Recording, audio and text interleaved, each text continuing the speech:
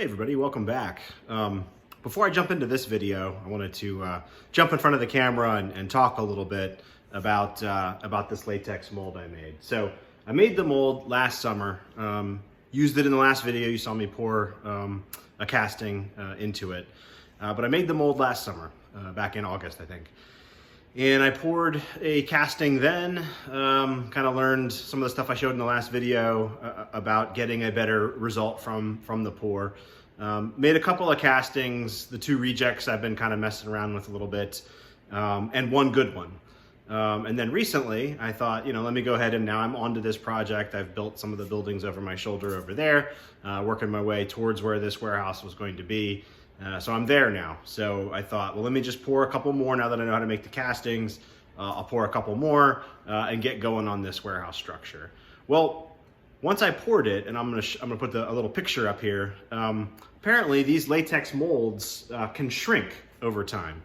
At first, I was thinking, well, I poured it in the summer, and now it's winter. It's January, and the casting is noticeably smaller than the one I poured in the summer. I was thinking maybe there's a temperature thing, but I did a little research online, and apparently latex molds can shrink. And so if you're doing rocks or a cribbage wall or something like that, it doesn't really matter. But with a building where you got to get windows to fit and you want it to be, scale, etc., like it's a little bit more sensitive on the building front. So lesson learned on the mold. As it turns out, I'm not going to actually use the castings I made for this project. I'm going to show another picture here.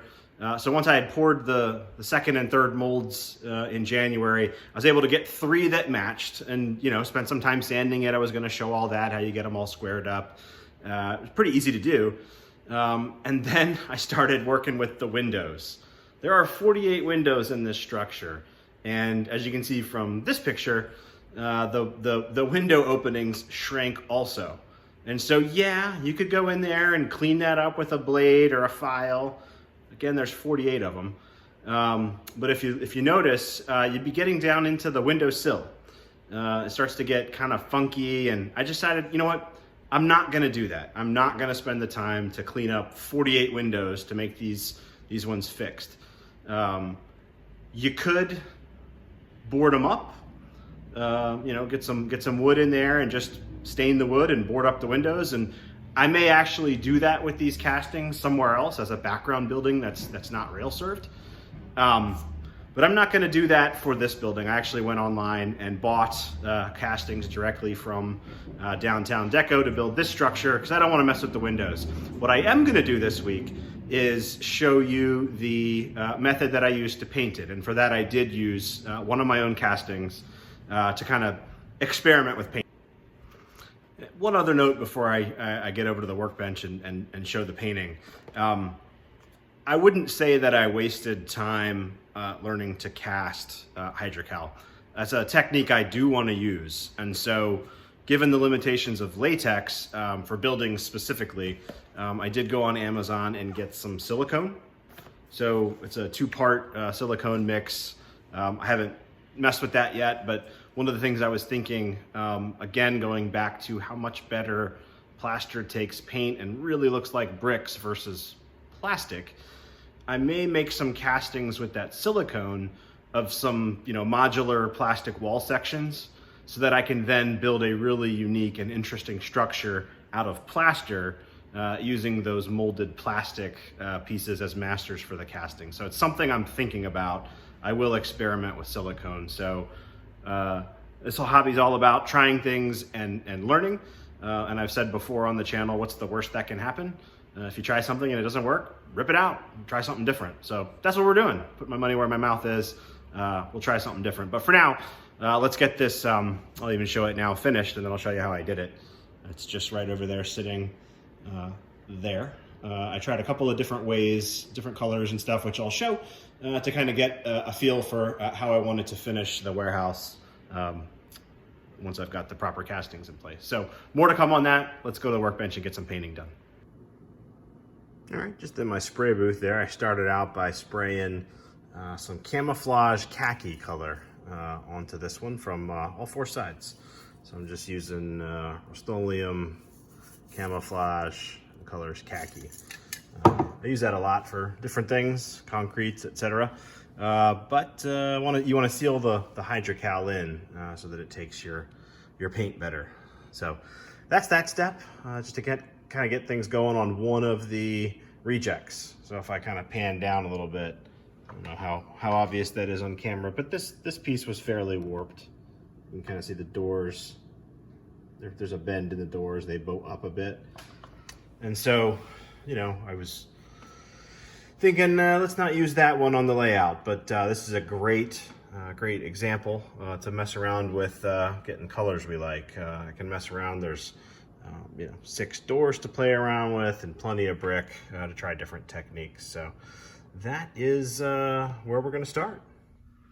Well, with about a day cure time on the primer coat there, I've got some paint in some old yogurt cups, and I'm starting, my base color here is going to be terracotta.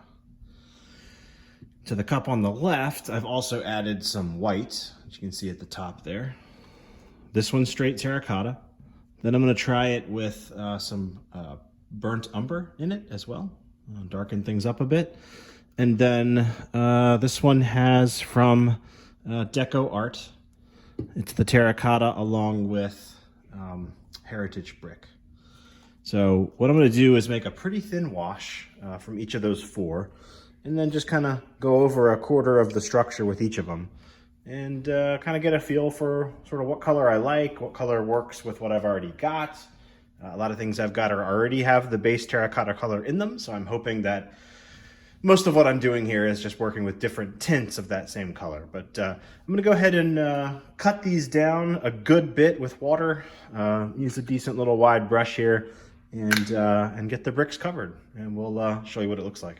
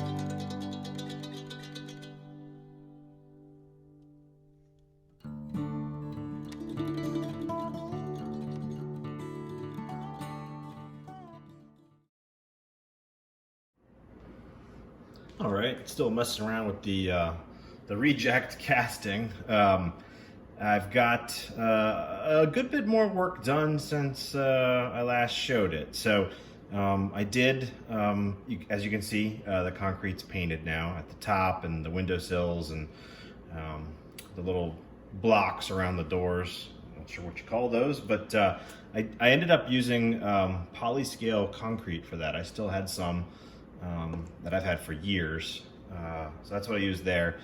I also painted as you can see, the doors are all painted, and I tried 6 different colors. So going from left to right, the first 5 are Tamiya paints.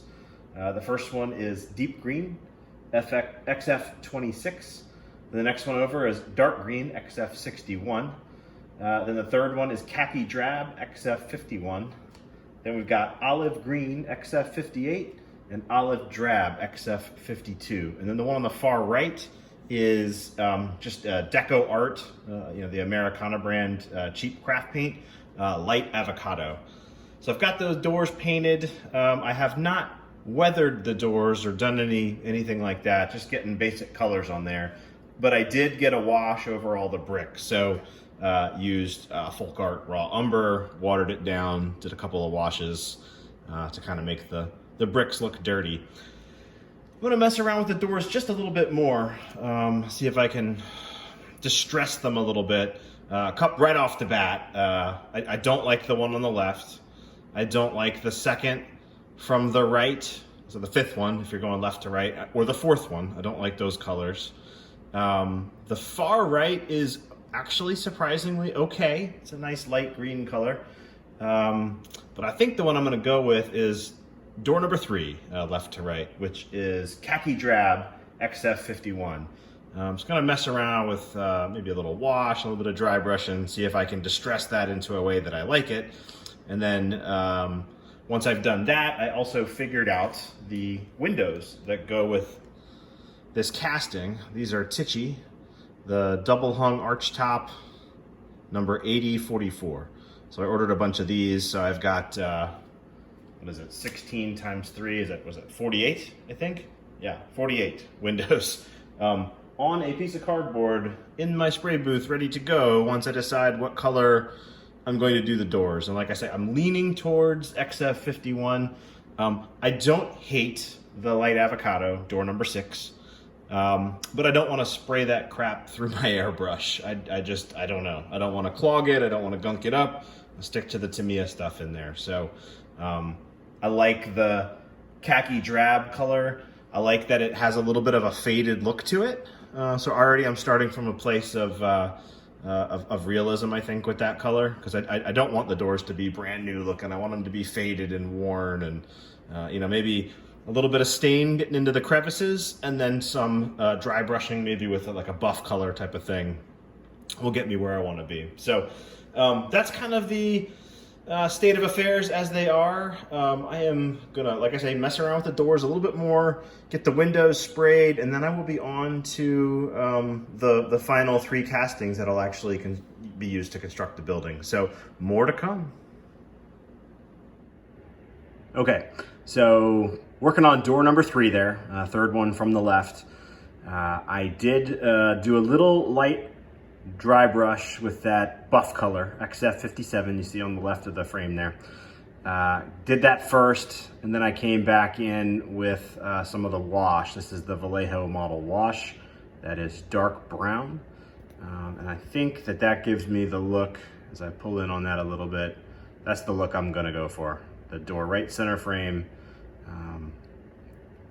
So that's gonna be the technique. So I'm gonna use that khaki buff color. I'll go ahead and spray down the windows. I'll paint all the doors that color once I get to that stage on the main model, and I'll do the dry brushing and the wash within the door with this dark brown color. I did a raw umber wash over all the bricks, but interestingly, that color looks light on the green doors. Even though it tends to darken up the lighter colors, it lightens up darker colors. Interesting. So it didn't look quite right, so I used a darker stain, darker wash to get in the shadows and call out the darker parts of that. So I like the look of that. That's what we're gonna do. And now I'm gonna start working on those the 3 main panels. All right, so now I've got the plan with exactly how I'm going to paint the final versions that are should be shipping sometime hopefully this week to get that moving forward again. So wanted to show that part. I like to experiment.